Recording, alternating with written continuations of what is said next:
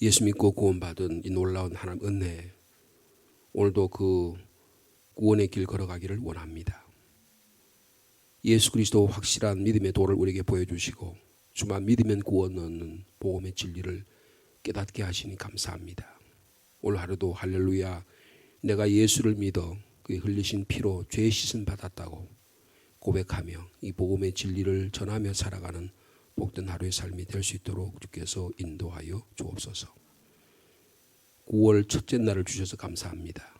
이 한 달 동안도 주님과 동행하고 싶습니다. 주님의 말씀의 자리로 저희를 불러주시고 기도의 자리로 불러주시고 하나님 뜻이 그 길이 옳은 길이라면 그 걸음 주님 따라 한 걸음 한 걸음 걸어가는 지혜로운 저희들 되게 하여 주옵소서. 사사기의 말씀을 오늘부터 묵상하려고 합니다. 오늘의 시대가 사사시대와 같은데 이 시대의 분별을 통해서 우리가 어떻게 하나님의 말씀대로 살아가야 될지 깨닫는 귀한 복음의 말씀을 저에게 허락하여 주옵소서. 함께 모여 기도할 때 기도에 영께서 함께 하시고 기도에 응답하는 귀한 시간들 되도록 축복하여 주옵소서.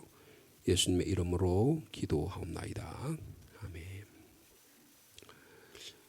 구약 성경 사사기 1장 1절에서 10절까지 말씀이 되겠습니다.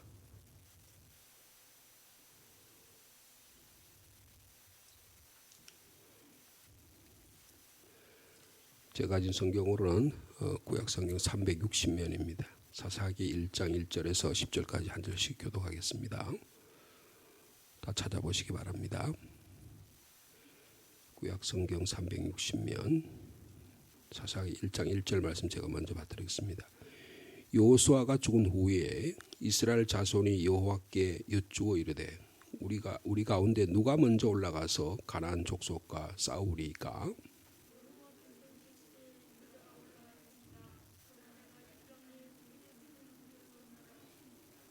유다가 그의 형제 시몬에게 이르되 내가 제비 뽑아 얻은 땅에 나와 함께 올라가서 가나안 족속과 싸우자. 그리하면 나도 내가 제비 뽑아 얻은 땅에 함께 가리라 하니 이에 시몬이 그와 함께 가니라.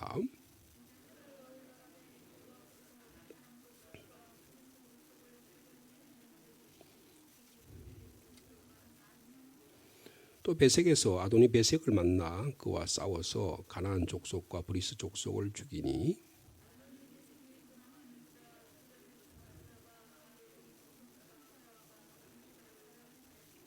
아도니 베색이 이르되 옛적에 70명의 왕들이 그들의 엄지손가락과 엄지발가락이 잘리고 내 상 아래에서 먹을 것을 줍더니 하나님이 내가 행한 대로 내게 갚으심이로다 하니라. 무리가 그를 끌고 예루살렘에 이르더니 그가 거기서 죽었더라.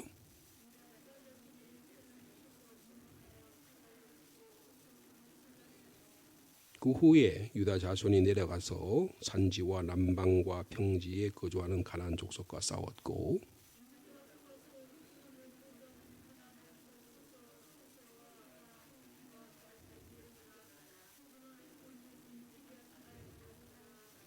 아멘. 오늘부터 사사기 말씀을 저희들이 읽고 묵상하게 되겠는데요. 사사기는 여호수아 서와 그리고 사무엘 상하를 연결시켜주는 중요한 역할을 감당하는 그런 책입니다. 여호수아 이전이 모세 시대였죠. 그리고 모세 시대에는 이스라엘 애굽에서 해방시켜주는 역사, 그리고 40년간의 광야 생활을 중심으로 하는, 그래서 하나님의 말씀을 중심으로 예배를 중심으로 어떻게 살아가야 되냐 하는 것들을 가르쳐 줬다고 한다면, 여호수아 시대에는 전적으로 하나님의 명령을 따라서 가나안 땅을 하나하나 정복하고 그 가나안 땅을 분배하는 그런 얘기였습니다. 이 사사 시대에 오면 이스라엘이 가나안 땅을 점령해 가는 과정을 조금 더 자세하게, 여호수아 시대에 가나안 땅을 다 점령한 것이 아닙니다. 사사기를 내용을 읽어보면 곳곳에 가나안 땅이 점령되지 않은 상태가 많아요. 여러분 지금 이스라엘 한번 보시면 그때 시대나 지금의 시대나 다를 바가 별로 없습니다. 팔레스틴이라고 하는 그 사람들이 거기에 지금도 거주하고 있죠. 그래서 가자 지구 뭐 이런 이야기를 많이 듣잖아요. 그리고 예루살렘을 중심으로 한 여러 지역에 우리가 보통 지금 성지라고 하는 부분 대부분 다 팔레스틴 사람, 이슬람 족속들이 거기에 원주민들이 거기 지금도 거주하고 있습니다. 이스라엘 한 2000년 동안 나라를 잃어버리고 해외에서 방황하는 동안에 그 팔레스틴의 원주민들이 또 거기에서 자리를 틀고 그 자리를 살아가고 있는 거예요. 그래서 이스라엘이 1948년에 영국의 외무부 장관 발포라는 사람이 선언을 통해서 이스라엘 사람들이 우리도 독립국가다 하면서 이제 국제 무대에 등장하게 되고 나서 이스라엘이 점점 가나안 땅에 들어와서 지금 팔레스틴 땅에 들어와서 이슬람 있는 땅들을 전부 다 이렇게 점점 위축시키고 그리고 그들의 그곳에 이스라엘에 이민해 온 사람들을 전부 다 정착시키는 그런 과정에 지금도 있습니다. 지난번 트럼프 대통령 때에 그 트럼프 사위가 이스라엘 사람이잖아요. 그래서 그런 영향이 있을 거라서 생각이 되는데 미국 대사관이 텔아비브에 있었어요. 근데 그 텔아비브에 있던 미국 대사관을 예루살렘으로 옮깁니다. 그래서 굉장히 이거는 엄청난 획기적인 그런 방법이에요. 그래서 이것들이 이스라엘이 이 여호수아 시대나 땅을 정복하고 여호수아 시대나 지금 오늘 와서 2000년이 지난 오늘의 시대나 동일하게 이 가나안 원주민과의 갈등이 끊임없이 계속되는 것입니다. 이걸 좀 영적으로 해석하면 오늘 우리가 그리스도인으로 구원받아서 가나안 땅에 사는데 이 요단강을 건너서 하나님이 주신 약속의 땅에 살아가고 있는데 이 세속의 문화과는 끊임없이 우리를 공격하게 된다는 것입니다.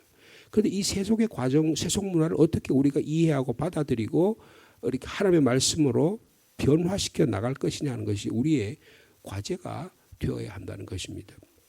사사기를 이런 눈으로 보면 사사기 전쟁하는 이야기고 전부 다 자기 옳은 대로 행하고 이거 재미 하나도 없는 이야기라고 생각하지만 전체적인 그림을 우리가 이 세속의 문화 속에서 하나님 어떻게 우리를 그리스도인으로 살아가게 만들까, 십자가의 군병으로 어떻게 살아가기를 만드시는가라고 하는 관점에서 사사기를 보면 하나님께서 우리에게 어떤 통찰력을 주시고 지혜를 주시고 판단력을 주시고 오늘 하루를 살아가는데 귀한 복음의 진리의 말씀을 허락해 주실 줄로 믿습니다.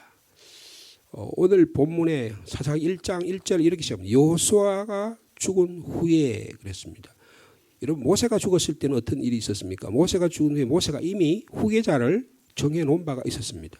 그래서 이미 여호수아를 훈련을 시켜가지고 애굽에서 나올 때부터 그리고 전쟁을 할 때부터 가장 자기 오른쪽에 두면서 전쟁의 일선에 나가서 전쟁을 하게 한 사람이 이 여호수아였었어요. 근데 오늘 본문 여호수아가 죽었습니다. 그러면 마치 모세가 후계자 여호수아를 세우듯이 후계자가 있어야 되는데 여호수아의 후계자가 없는 거예요.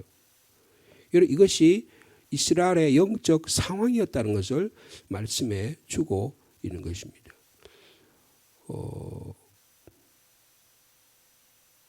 그래서 오늘 본문에 보니까 여호수아가 죽은 후에 이스라엘 자손이 하나님께 나가서 묻습니다. 뭐라고 묻습니까? 우리 가운데 누가 먼저 올라가서 가나안 족속과 싸우리까 그랬습니다. 여기서 누구라 하면 어느 지파가 나가서 싸워야 됩니까? 그런 뜻이 12지파가 있잖아요. 그래서 여기 보면 동사 가운데 올라간다라는 말이 있어요. 알라라는 말인데 번제를 드릴 때도 알라라고 하고요. 어디로 올라간다 할 때 히브리 말로 알라라는 말을 써요. 그리고 여기 보면 누가 먼저 올라가겠습니까? 이건 올라가는 전쟁이에요. 여러분 9절에 한번 보시면 이제 우리가 사사기를 보는 하나의 보는 어떤 눈이라고 할까요? 그런 것을 말씀을 드리는데요. 9절에 보면 그 후에 유다 자손이 뭐라 그랬어요? 내려간다는 거죠. 여러분 전쟁은 올라가는 전쟁이 있고 내려가는 전쟁이 있어요. 근데 지금 1절에서부터 8절까지는 올라가는 전쟁이고요. 그 다음에 9절 이하는 내려가는 전쟁이에요. 그래서 이스라엘의 지형과도 연관이 있는 것을 볼 수가 있습니다. 그래서 보시면 1절에 우리 가운데 누가 먼저 올라가서 이 가나안 족속 7족속과 싸우겠습니까? 싸워야 됩니까? 라고 말하는데 2절에 여호와께서 유다가 어떻게 해요? 올라가서 그랬습니다. 그래서 제일 먼저 누구를 하나님께 선택하셨어요? 유다 지파를 선택하셨습니다. 여러분 이스라엘의 가장 강력한 지파가 유다 지파입니다. 이걸 뭘 상징할까요? 앞으로 사무엘서를 통해서 누가 등장한다는 걸 말하는 거예요? 다윗이 등장하게 될 것을 이미 보여주고 있는 거예요. 그 다음에 나중에 보면 베냐민 지파가 등장합니다. 베냐민 지파는 어떤 지파입니까? 사울이잖아요. 그죠? 그래서 이게 앞으로 어떻게 이 역사가 진행될 것에 대한 하나의 밑그림을 우리에게 그려주고 있는 것이라고 볼 수가 있어요. 그래서 1장 1절에서 3장 6절까지는 어떤 눈으로 시대를 볼 건가? 하나님이 지금 이스라엘 가나안 땅을 이스라엘 민족이 살아가야 하는데 이 세속화되는 과정에서 어떻게 살아가야 할 것에 대한 기본적인 밑그림을 그려주는 것이 1장 1절에서 3장 6절까지의 말씀입니다. 근데 오늘 보니까 올라갈지어다 올라간다 그랬어요. 3절에도 보면 유다가 그 형제 시므온에게 가서 말하면 내가 제비 뽑아 얻은 땅에서 나와 함께 어떻게 해요? 올라가서 싸우자 그럽니다. 그러면 너가 제비 뽑은 땅에서 너가 싸울 때 내가 도와주겠다. 이렇게. 근데 4절에 보면 뭐라 그랬어요? 유다가 올라가서 그랬습니다. 계속 올라간다는 말을 써요. 올라가는 전쟁이라는 거예요. 여러분 이 배경에 대해서 우리 잠깐 설명을 드렸는데 여호수아의 죽음은 가나안 땅을 정복할 때에 함께하던 세대가 사라졌다는 거예요. 그래서 정치적인 위기가 찾아오고 군사적인 위기가 찾아오고 신앙적인 위기가 찾아오고 영적인 위기가 찾아오게 된다는 것입니다. 그래서 가나안 땅의 정복의 책임과 과제를 이제 이스라엘 백성이 고스란히 넘겨받은 거예요. 여러분 지도자의 부재라고 하는 것은 대단히 위기입니다. 오늘 한국 사회가 지금 지난번에 한 100일 전에 대통령 선거를 했잖아요. 그런데 여러분 어떻습니까? 지금 지도자의 부재 같은 현상을 일어나고 있잖아요. 국회, 행정부, 입법부, 사법부 제가 개인적으로 판단할 때는 지도자의 부재가 너무 심각하다 이런 생각이 듭니다. 다음에 또 야당에서 대통령이 되면 그분이 대통령 잘할까요? 심히 의심스러울 정도예요. 지도자의 부재 현상이 도덕적으로 윤리적으로 경제적으로 그리고 법적으로도 너무 문제가 많은 사람들이에요. 네? 여러분 이 지도자의 부재라고 해서 엄청난 것입니다. 가정에 지도자의 부재가 생겼잖아요. 아버지의 권위가 상실해버렸잖아요. 부모의 권위가 상실했잖아요. 학교에서 교사의 권위가 땅에 떨어졌습니다. 어디 충청도 어디에 학생들이 말이에요. 여러분 그 동영상 보셨죠? 뉴스 보셨죠? 애들이 말이에요. 핸드폰을 가지고 들어가면 안 되는데 가지고 들어가가지고 선생님 여자 선생님이 담임 선생님이래요. 근데 지금 수업을 하고 있는데 애가 그 칠판 앞에 누워가지고 핸드폰을 보고 앉아 있는 거예요. 여러분 그게 있을 수 있는 일입니까? 근데 선생님이 그걸 타치를 못해요. 법적으로 만약에 했다가 애들이 막 들고 일어나면 부모들이 이를 들고 일어나면 꼼짝을 못하는 거예요. 그리고 또 한 녀석은 위통을 벗고 앉아 있어요. 남자애가 여자 선생님 앞에서 위통을 벗고 앉아 있는데요. 근데 그걸 아무 제재를 못하는 것입니다. 이게 뭡니까? 지도자의 부재예요. 교사 선생님의 부재라고요. 교회도 마찬가지입니다. 영적인 부재 현상이 자꾸 일어나는 거예요. 그럴 때 어떻게 해야 되느냐 하는 거예요. 이 지도자의 부재라고 하는 가정의 부재라고 하는 사회의 부재라고 하는 이런 상황에서 우리가 이런 위기와 봉착할 때 어떻게 해야 되냐. 오늘 본문에 분명합니다. 하나님께 묻는 것입니다. 우리 가운데 누가 먼저 올라가서 가나안 족속과 싸우리까? 여러분 이런 질문이 우리 영적인 위기 당할 때 주님께 물을 수 있는 저와 여러분 되기를 축복합니다. 근데 여기 중요한 건 우리 가운데 누가 그랬어요. 여러분 이 질문은 나 개인적인 신앙적인 실존적인 그리고 어떤 중요한 이런 물음이도 하지만 교회 공동체, 나라 공동체, 가정 공동체는 함께하는 공동체라는 거예요. 우리라는 공동체 의식이 중요하다는 것입니다. 특별히 영적인 전쟁을 위해서 교회라고 하는 영적 공동체는 이 공동체 의식을 가진 일이 대단히 중요한 것입니다. 공동체 의식을 잃어버리는 순간에 교회는 그 존재 가치를 잃어버리게 되고 가정은 존재 가치를 잃어버리고 그 사회는 존재 가치를 잃어버리게 된다는 것을 말씀해 주고 있습니다. 자, 2절에 보니까 여호와께서 이르시되 유다가 먼저 올라가라 그랬어요. 유다에게 그 임무를 부여합니다. 너가 올라가면 봐라. 내가 이 땅을 그의 손에 넘겨주었노라. 이미 넘겨주었다라고 이미 완료형을 썼어요. 하나님 약속하셨다는 거예요. 그러면 믿고 유다가 올라가면 되는데 여기 지금은 잘 모르지만 이 내용을 사사기를 전체를 읽어보면 유다가 여기서 하나님 말씀을 듣고 자기만 올라가면 되는데 시몬을 데리고 갑니다. 이게 무슨 뜻일까요? 하나님의 말씀이 있고 하나님의 언약이 있고 하나님의 약속이 있는데 그 약속의 말씀을 좀 달가워하지 않는 거예요. 그래서 좀 마음이 찝찝한 거예요.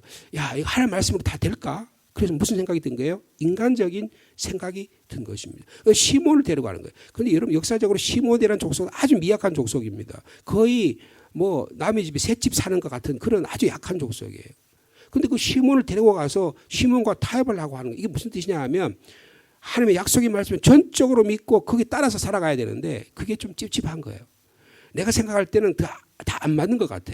내 경험에 따르면 하나님의 말씀, 약속의 말씀이 잘 안 이루어질 것 같아. 그럼 어떻게 해요? 내 방식을 거기다가 약간 살짝 거기다 가미를 하는 거예요. 여러분 이것이 사사기의 위기입니다. 그래서 올라가서 전쟁을 합니다. 그랬더니 하나님께서 어떻게 했어요? 4절에 보니까 유다가 올라가서 전쟁을 하니까 여호와께서 가나안 족속과 브이스 족속을 그의 손에 넘겨서 베색이라고 하는 전투에서 승리를 합니다. 10,000명을 죽여요. 10,000명을 죽입니다. 그리고 나서는 어떻게 합니까? 거기서 아도니 베색이라고 하는 지도자를 사로잡습니다. 여러분 여호수아 때 시대는 전쟁을 하면 어떻게 하냐면 여러분 헤렘이라고 하는 전투 방식인데요. 이거는 뭐냐면 하나님이 명령하시면 그 예를 들면 여리고성 싹 제거하는 거예요. 그래서 이방 족속의 문화, 하나님의 말씀과 관련된 없는 세속적인 생각들, 그리고 소유, 물건 이런 데 다 이방의 문화가 다 있는 거예요. 물건 하나에 다 이방의 문화가 있는 것입니다. 근데 이걸 어떻게 해요? 하나님의 말씀으로 다 제거를 해야 된다는 거예요. 깨끗하게 청소를 해야 되는 거예요.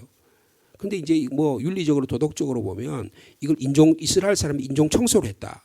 그래서 구약 성경은 거기 나타난 하나님은 잔인한 하나님이다. 이렇게 윤리적으로 성경 말씀을 이해하는 분인데 이건 전적으로 말씀을 잘못 이해하는 것입니다. 하나님의 말씀 중심으로 살아가야 한다는 걸 이야기하는 것이지 인종 청소하고 사람 싹 다 죽여야 된다. 그런 말이 전혀 아니라는 거예요. 근데 여러분 오늘 본문을 가만히 보면 만나 싸워 승리를 합니다. 그래서 가나안 족속과 브리스 족속을 죽여요. 근데 여러분 그다음 6절 7절 말씀이 재미있는 표현이 있어요. 아도니 베색이 도망을 합니다. 이 지도자입니다. 베색 전투에서 이 아도니 베색이라는 사람이 도망을 하는데 그를 쫓아가서 잡습니다. 그다음에 한 행동이 뭐예요? 유다 족속의 한 행동이 뭡니까? 그 아도니 베색이라는 베색 족속의 가나안 브리스 족속의 지도자의 엄지 손가락과 엄지 발가락을 자릅니다. 이게 무슨 짓? 근데 그 엄지 손가락, 엄지 발가락을 자르는데 너무 잔인하잖아요. 그죠? 근데 그다음 보세요. 이 아도니 베색이 그에 대한 반응입니다. 옛날에 70명의 왕들이 그들의 엄지 손가락, 발가락이 잘리고 그러니까 자기가 70명의 왕들을 족속에 있는 족속들을 이 아도니 베색이 다 통치를 해가지고 이 가나안 족속의 왕으로 군림을 했어요.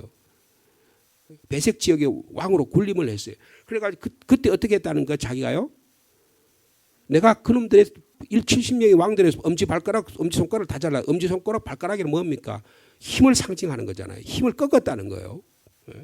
그래서 그들의 엄지 손가락과 엄지 발가락을 다 자르고 내가 상알에서 먹을 주었는데 이제는 내가 그 일을 당했구나. 그러니까 이게 무슨 말이야? 이스라엘 족속들이 가나안에 들어가서 하나님의 방식대로 하나님이 원하는 방식대로 여리고성을 전멸하고 다른 데 정복해서 그렇게 하셨던 그런 방식 가축을 다 제거하고 이렇게 해야 되는데 어떻게 해요? 가나안 방식으로 따라가는 거예요. 가나안 왕의 방식대로 따라가는 거예요. 여러분 겉으로 보기엔 아무도 아닌 것 같잖아요. 결과적으로 보면 승리를 했잖아요. 그러니까 뭐 그냥 지나가면 될 것 같아요. 그런데 그들의 내면의 동기가 대단히 중요하다는 것입니다. 서서히 가나안 방식에 물들어가는 거예요. 내가 예수 믿고 구원받았을 때 구원의 감격과 그것이 예수 그리스도의 100% 예수 그리스도의 보혈의 피로 깨끗했는데 어느 생활 들어가는 사이에 내 안에 피가 자꾸 다른 피가 섞여요. 물이 자꾸 섞여요. 잡것이 자꾸 섞여요. 그래서 예수 그리스도의 본질에 대한 신앙의 고백들이 점점 흐려지게 돼요. 이 과정을 이야기하는 것입니다. 그 다음에 또 점령한 곳이 어디라 그랬어요? 베색을 점령한 다음에 그 다음에 8절에 보니 유다 자손이 예루살렘을 쳐서 점령했다 그랬습니다. 칼날로 그치고 그 성을 그래서 예루살렘이 완전히 정복된 게 아닙니다. 예루살렘이 언제 정복되죠? 다윗 시대에 가서 예루살렘 성이 정복이 되는 것입니다. 근데 예루살렘이 정복이 된 나중에 보면 또 예루살렘이 또 뺏겨요. 그 과정 가운데 지금 사사시대에 예루살렘 성이 정복되었다는 것을 말씀해 주고 있는 것입니다. 자, 우리가 여기서 이 본문의 말씀을 해서 우리가 사사기를 보면서 첫 번째 우리가 좀 바라봐야 할 게 뭐냐면 땅을 바라보는 하나님의 관점을 가지고 세상을 살아가느냐, 아니면 그 하나님의 관점에다가 내 생각, 내 경험, 내 방식을 거기다 가미해서 살아가느냐라고 하는 거예요. 신앙생활은 뭐예요? 전적으로 하나님의 방식으로 살아간다는 거예요. 하나님의 말씀으로, 하나님의 말씀 중심으로 살아가야 된다는 거예요. 그런데 사사기는 어떠니까 자기가 옳은 대로 살아가는 거예요. 오늘날 하나님과 나의 관점의 차이에서, 신앙의 차이에서 신앙의 변질이 생깁니다. 오늘 우리들이 신앙생활, 우리 부모님 세대, 위 세대들이 신앙생활했던 신앙의 관점들이 오늘날 많이 변질됐습니다. 그래서요, 교회에 너무너무 변질이 많이 됐어요. 좋은 면으로 바뀐 면도 있지만 부정적으로 바뀐 면이 너무너무 많아요.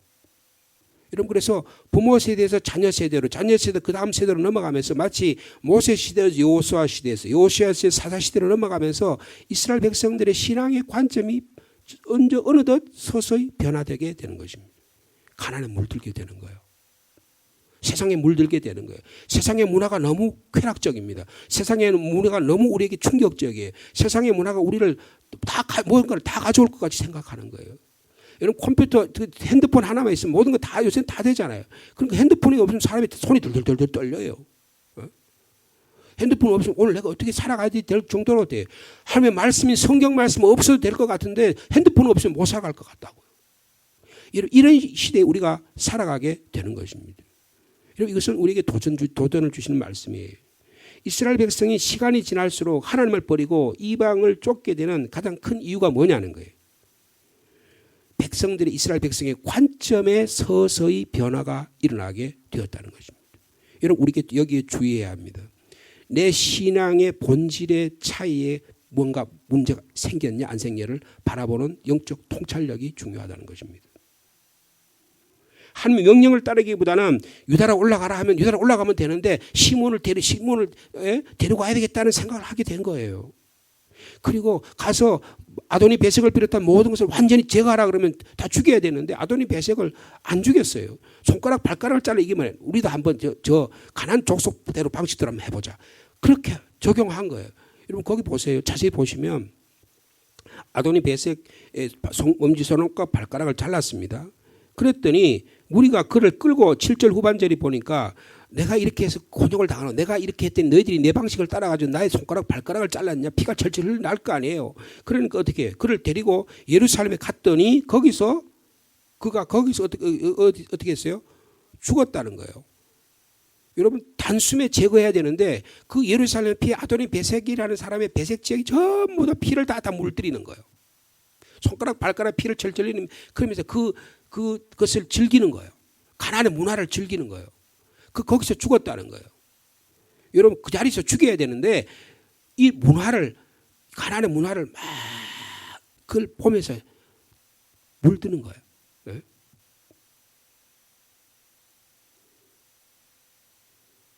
여러분, 성경이 말하는 신앙은 그 행위에 따른 결과, 승리의 결과에 만족하는 데 중요한 게 아니라 세상을 보는 관점이 중요하다는 거예요. 어느덧 내 자신이 모르게 세상적인 문화로 물들어 있어요. 이게 우리의 신앙생활에 모이기를 패하게 되고, 그리고 하나님의 예배에 대한 것을 관점을 점점 줄어들게 되고, 조금의 자기 이해관계가 걸리면 하나님과 믿음의 생활에 대해서는 점점 멀어지게 되고, 세대 간의 갈등이 너무너무 심하게 돼요. 무엇을 행하느냐는 것은 내가 어떻게 복을 보느냐, 어떤 관점으로 보느냐에 달려있는 것입니다. 사도 바울의 표현을 빌리면 참된 신앙적인 삶이라는 건 뭐냐? 마음을 새롭게 함으로 변화를 받아야 한다는 것입니다. 성령께서 우리 가운데 찾아오셔서 말씀대로 그 우리의 마음의 변화를 받아서 그 변화를 받은 대로 하나님의 마음을 닮아서 하나님의 말씀을 따라서 무장하고 이 가나안이라는 세상을 변화시켜 나가야 돼요. 트랜스폼, 그 택들을 모양을 바꾸어 나가야 된다. 그런데 어느새 이스라엘 사람들은 가나안들에서 어떻게 해요? 가난화가 되는 거예요. 세속화가 되는 거예요. 물질화가 되는 거예요. 과학화가 되는 거예요. 이성화가 되는 거예요. 여러분 우리의 신앙생활을 한번 되돌아 보아야 한다는 것입니다. 합리적인 게 다 좋은 게 아닙니다. 이성적인 게 다 좋은 게 아니에요. 여러분 신앙은 어떤 때는 굉장히 충동적일 필요가 있어요. 굉장히 감정적일 필요가 있습니다. 격정적일 필요가 있는 거예요. 하나님 앞에 매였을 때 내 자신을 잃어버리고 언제 하나님의 말씀에 몰입되는 그런 중요한 필요성이 있는 거예요. 그런데 이런 것들이 점점 사라지게 된다는 거예요. 오늘 본문에 보면 올라가는 이 알라의 전투에서 베색 전투에서 예루살렘 전투에서 승리한 것 같습니다. 유다 족속이 전쟁에 큰 승리를 맛보았지만 승자인 그들이 패자를 처리하는 방식, 아도니 베색이라는 사람을 처리하는 방식은 어느덧 하나님의 방식이 아닌 가나안 방식으로 이미 따라가고 있다는 거예요. 여러분 여기에 균열이 시작되게 되는 것입니다. 어느덧 내 속에 내가 하나님 방식대로 안 따라해도 되지라는 말이 생각이 든 거예요. 내가 가진 물질 내 거라고 생각하는 거예요. 내가 가진 시간 내 거라고 생각하는 거예요. 내가 가진 건강 내 거라고 생각하는 거예요. 여러분 오늘날 지금 코로나19의 바이러스가 가져오는 영적 교훈이 뭡니까? 내 건강 내게 아니라는 거예요. 내가 조심하면 다 될 것 같지만 그렇지 않습니다. 다른 사람이 건강을 챙겨가지고 나에게 공격해 되는 거 하면 어떻게 해요? 내가 꼼짝달싹 할 수 없는 거예요. 여러분 가족이라는 공동체 안에 있기 때문에 가족 중에 누가 하나 걸리면 내가 안 걸리라는 보장이 없어요. 교회라는 공동체가 있기 때문에 교회에서 공동체에서 누군가 하나가 걸리면 안 걸리라는 법이 없는 거예요.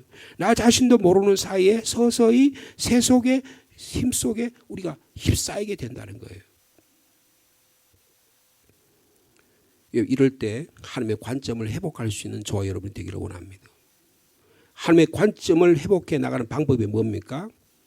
내 생각과 계획을 일단 중지하는 것입니다. 내 생각과 내 계획이 하나님의 눈이 뭐냐를 바라볼 수 있는 영적 안목이 회복되어야 하는 것입니다.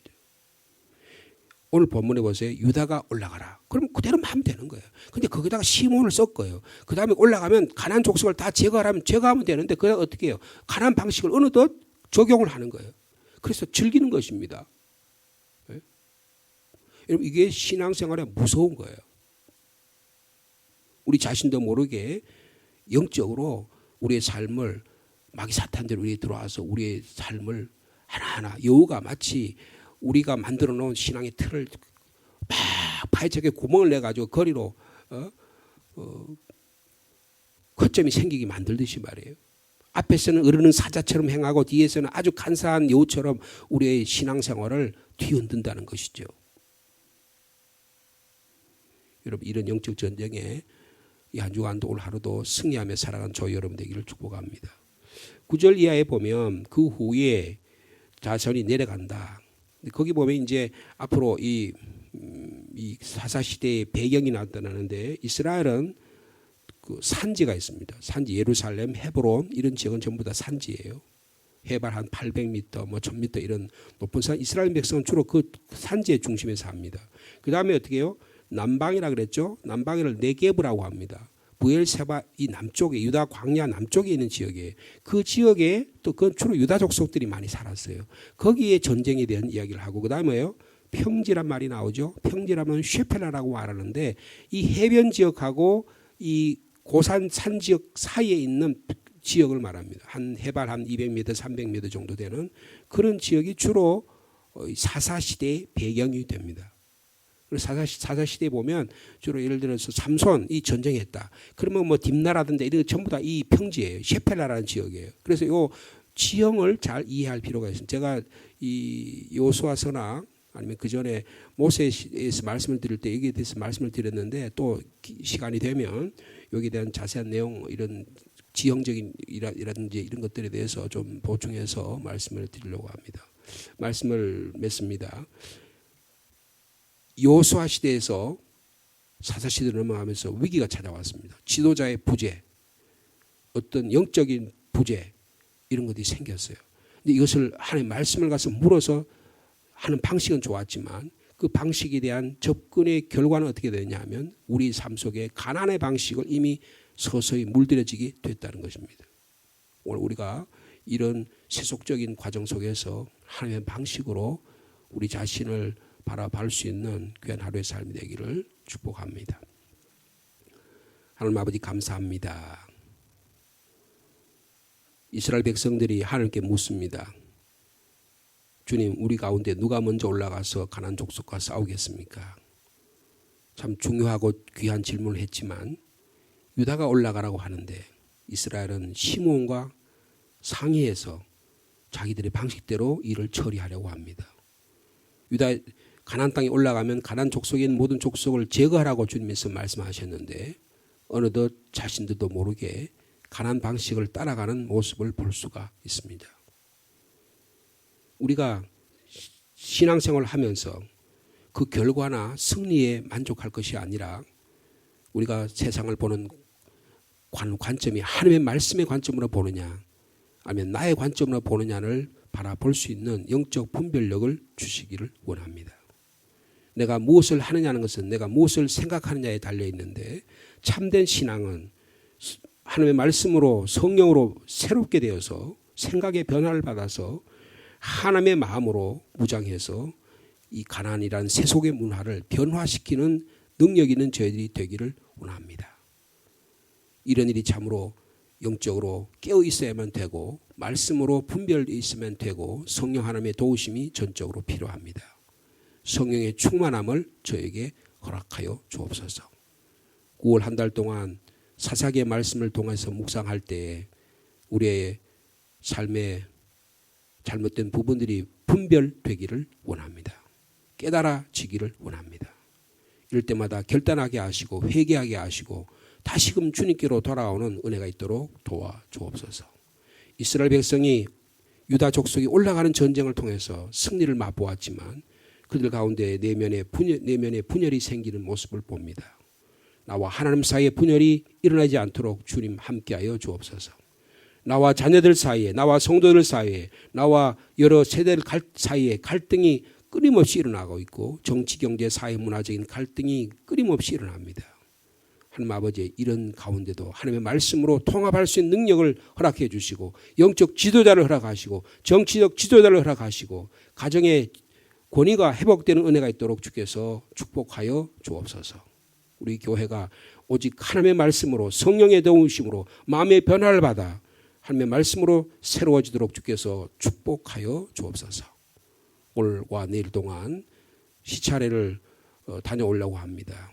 부족한 제가 시찰장으로 80명의 우리 장로님과 목사님을 섬겨야 합니다. 지도력을 주시고 귀한 말씀을 주시고 또 섬겨간 대화 가운데 아름다운 그런 일들이 일어나도록 주께서 축복하여 주시옵소서. 성도들의 한 사람 한 사람의 가정을 주님 붙잡아 주시고 특별히 코로나19 가운데 건강과 생명과 안전을 지켜 보호하여 주시옵소서. 기도의 제목을 가지고 주님께 엎드립니다. 한 분 한 분의 기도의 제목을 들으시고 자녀를 위한 기도, 가정을 위한 기도 주님 들어 응답하여 주시옵소서. 예수님의 이름으로 기도하옵나이다.